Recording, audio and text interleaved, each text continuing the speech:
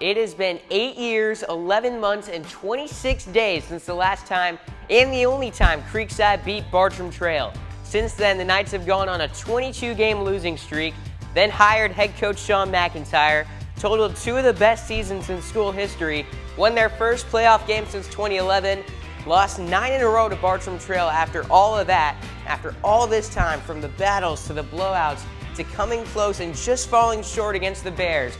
Can the Knights march into Bartram Trail on homecoming and steal the Bears' thunder with a win?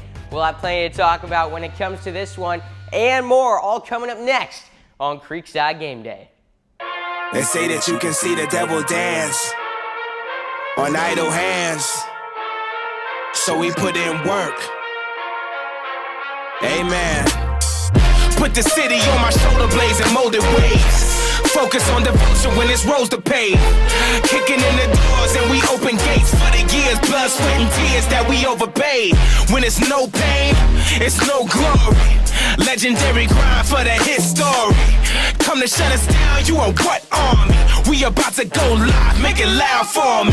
The grind don't stop, we giving it 100 till the squad on top. We put in work, the grind never dies. We giving it 100 till the whole team rise. We put in work.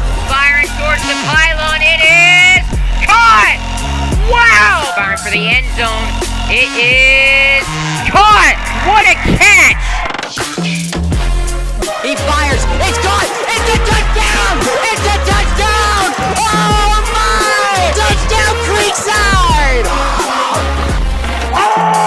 Yeah, ain't no killing this energy. Spilling from the spirit, them lyrics be hitting differently. Like 100 rhinos are riding on my arrival. We rising to get the victory. Turn the dreams to memories. What you know about making mud in the solid gold? Hunger pains rumbling and steel did it by the code. 10 toes standing in the fire and we never fold. I'ma come alive when it's on. Now watch me work.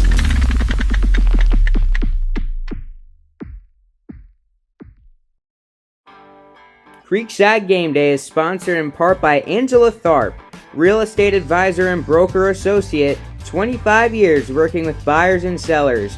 Reach out to Angela Tharp for your real estate needs. That one painter First Coast. That painter you need, we're the one. And Tom Moore Realtor. Tom covers all of the Jacksonville and St. John's areas. When you need a realtor, ask for Moore. Tom Moore. Hello everyone and welcome into Creekside Game Day. I'm your host Noah Schlicksup. Welcome into the show. I've been sick early this week and my voice is still kind of recovering, so we're going to keep this matchup breakdown nice and shorter as I have a pretty big game I have to call this week. The Battle of Longleaf Pine gets circled on the calendar of every Knights and Bears fan each year. Just 5.8 miles of one road separates these two rivals. Over the years, this rivalry has seen a little bit of everything. Upsets, last-second finishes, blowouts, miraculous plays, and even players from each side going on to the NFL. But two things have remained consistent throughout the years: a Bartram Trail victory and the Bears being led by a man named Darryl Sutherland, leading the Bears as their head coach for over 2 decades. At least one of those two things will not be the case tonight. After being the head coach at Bartram since 2000, Sutherland decided it was time to step away from his duties as head coach this offseason after leading the Bears to a 12-1 season last year. So how have the Bears fared this season under their new head coach, Corey Johns? They've been better than their 3-3 record will show. Bartram's losses have come to St. Augustine, Mainland, and IMG Academy, 3 of the top teams in the state, and IMG being one of the top in America. The defense for Bartram has looked more of the same, doing a nice job slowing down the run and keeping points off the board. Offensively, the Bears come into this game putting up 33 points per game. They run a complex offense, giving defenses countless looks, pre-snap movements, and misdirection plays as well. Though Bartram is known as a quarterback school, and they have a great one in the UCF-committed Riley Trujillo, the Bears have still run the ball 68% of the time this year. Lathan Biddle has been fantastic per usual. The Navy commit running through defenses and into end zones. In 6 games this year, the senior has over 1,000 yards rushing with 13 touchdowns. Look out for Biddle in the Bears running game in this one. Creekside's defense is going to need to play disciplined football in this game. Eye discipline, good coverage, and limiting big plays will be huge. The Knights also need to make sure Bartram doesn't have many large gains on screens and short passes, as that could be an area I feel could be a major factor tonight. As for the Knights offense, they put up 38 on homecoming against Oakleaf, putting up one of their best offensive performances of the year. The Knights have now totaled back-to-back wins after beating Oakleaf and Mandarin and sitting at 3-3 coming out of the bye week. They'll need to put up some points to knock off Bartram. The passing game could be key for the Knights' success, as the Bears' run defense is tough to beat. The Knights' junior quarterback Sean Aschenfelder is coming off his best game of the year, completing 65% of his passes for 212 yards, 2 total touchdowns against Oakleaf. This is a game where we could see the run game open up from success through the air. One of the big things I've learned over my time covering football here at Creekside is that you never really know how a game's going to go. One thing Creekside has done well as of late is keeping their composure and responding well to adversity. This could pay dividends in this game. What happens tonight is anybody's guess, but the guys on the field, well, they're ready for it. So first up, Coach, I wanted to talk about this rivalry matchup. What makes this game special for each of these teams each year? Just how familiar the kids are with one another. It's a good high school football rivalry. I mean, it's 3 miles away, and the kids know each other, so that always is meaningful. This happens in every town and every city across the United States on a Friday night, and the games are always special. The games are always memorable and always are fun. So just because of the familiarity with the kids, it makes it more fun. Man, it's the coolest thing in the world. I remember when I was in middle school and elementary school, and I was always watching the Creekside games. So when I'd watch them Creekside Bartram games, it was like, wow, this looks like an NFL game to me. There's so many people there, and it's so loud. Great energy from both student sections, and I just love playing in that type of game. I mean, it's always fun because everybody comes to that game. Last year, there was 4,000 people at Creekside. The year before that, there was 5,000 at Bartram. So it's always fun. There's always a lot of people there. And it's homecoming week for you guys as well, so that adds, I'm sure, to the anticipation for this game. What's that been like this week? It's been fun. We've been having a good time at school, dressing up for the days, doing silly stuff, just enjoying the week, and I think that's going to help us too when we get to the game. We've had fun all week, and we're just going to have another fun game out there. Oh, yeah, I would say, we're highly anticipated. It's Bartram. It's the game that we're all circled on the calendars. We all want to play Bartram. Big week for us. We've been really, really focused, locked in during practice. The game plan we're all set on, and I think we're really ready for it. It means so much. It means a lot to us, big rival, the winning streak they have, whatever, all that. But, we have the mindset it's just another game. It's just another game we're going to play this week. We're ready. We're locked in. We're having the best practices of the year so far, and we're just ready to go over there to Bartram Field and be the Kings of Longleaf Pine. Honestly, this is just another game. We're going to treat it just like we treat every other game. It's not too big, it's the same thing we've been doing.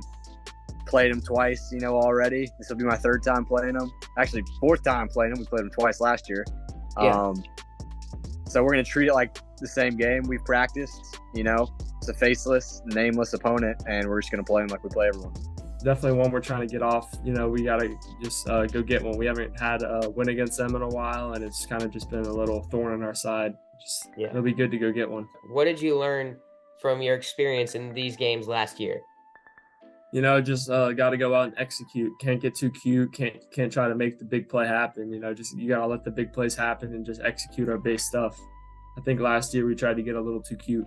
What's your advice now, being a veteran who's played in this game multiple times? What's your advice to those guys playing in this Battle of Longleaf Pine for the first time? Just keep all the noise out of your head. Don't let it get to you. Have tunnel vision. I remember my sophomore year playing in this game at Bartram. It was wild, up against Sharif Denson, but you just got to stay focused and just have tunnel vision. Don't let the noise get to you. And what's your message to your team going into this Friday night matchup? Just Creekside got to be the best version of itself. That's our message every single week. It doesn't change this week. And that's our goal, for us not to beat us. We feel like if we do the things that we need to do and we play to the best of our ability, that's all we can do. And regardless of the outcome, that's our goal, is to play to the best of our ability. And I know that's coach speak, but that's literally what I just got done talking to the team about. And the goal on Friday is to be the best version of Creekside. One of the things Coach Mack talked about in that past story was the special connection between these two schools and how each of these guys, they know each other. And some of them growing up were teammates. Sean Aschenfelder, Ashton Reynolds, Landon Tippie, and Zach Marshall all played on the same Pee Wee football team that was second in the nation at one point. And now those former teammates are rivals on Friday nights. First up, I just want to start off by asking you what some of your favorite memories are playing with Sean, Ashton, and some of your current teammates over there at Bartram Trail back in Pee Wee football. Probably some of my best memories were when we played in Disney, kind of that national championship. It was just a really fun, special team. I had a lot of fun. My boys at Bartram, I got Julian Porter, Zach Marshall, all those guys, even Sash. We did get second in the nation. We went to nationals in Orlando, so that was a good memory. And just love playing with those guys back in the day. Yeah, just like being in the hotels on all those trips, playing for a national championship, and then just like seeing those guys just get better and better, and now competing against them. The first time we went to nationals, it was fun. We got like skip school for like a week straight and stay at a hotel together, and we won every game but one. In that last game, we lost to Hawaii by like 8. So, but besides that, it was always fun. What's it like facing off against those guys now on opposite sides of the field? Man, it's just gonna be fun.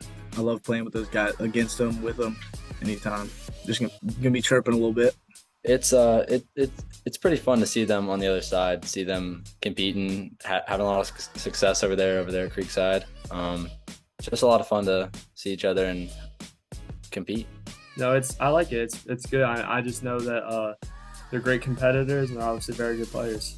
I think that's like the entire like Creekside Bartram rivalry, because we all grew up playing football together, and like we're 5 miles away, so we all know each other, which makes it a lot more fun and interesting. What type of bragging rights does this game give to the winner? I think it's kind of just bragging rights in like the county, all of your friends. Like, you got friends at both schools. It's kind of just, it's a big game in St. John's. We get bragging rights over a bunch of our friends over there, and it's another win in the win column. Just talk afterwards. It's all good, friendly talk. Appreciate all those guys sitting down with me this week. It'll be exciting to see all of them go up against each other. Old teammates, now rivals here in Creekside and Bartram Trail. And that's what'll happen. So now for this game, I'm going to, before my prediction, give you my 3 keys to a night's victory. And we're going to start off here. Number 1, what lost them their first game that I covered against Bartram Trail back in 2020? Well, that was mistakes on special teams. They gave up kick returns for a touchdown, big returns. They lost the special teams battle, and that lost them the game 50-40. In 2021, Creekside had it. They were so close at Bartram Trail. What lost them that game? Turnover at a crucial time, and that also lost them that playoff game last year. Let it get away from them. A fumble and throwing the ball away. They can't do that if they want to beat Bartram this year. And then what lost them that first game and was a little bit of an issue, but was, fixed for the better part in that playoff game? It was being unable to get off the field on 3rd and 4th down. Creekside, if they do those 3 things against Bartram Trail this week, they'll get the win. So what is that? They have to win the battle on special teams. They have to get off the field on 3rd down, and they have to win the turnover battle. They can't turn the ball over. And if Creekside does that, which I think they will, they're going to come away with a 34-31 victory tonight on Schlick Sports. If you can't make it out, be sure to tune in. But for now, I've got to give this voice a rest, and I've got to get over to Bartram Trail because we've got a big game tonight. If you can't make it out, be sure to tune in right here on Schlick Sports. But for now, I'm Noah Schlicksup signing off, saying see you next week here on Creekside Game Day.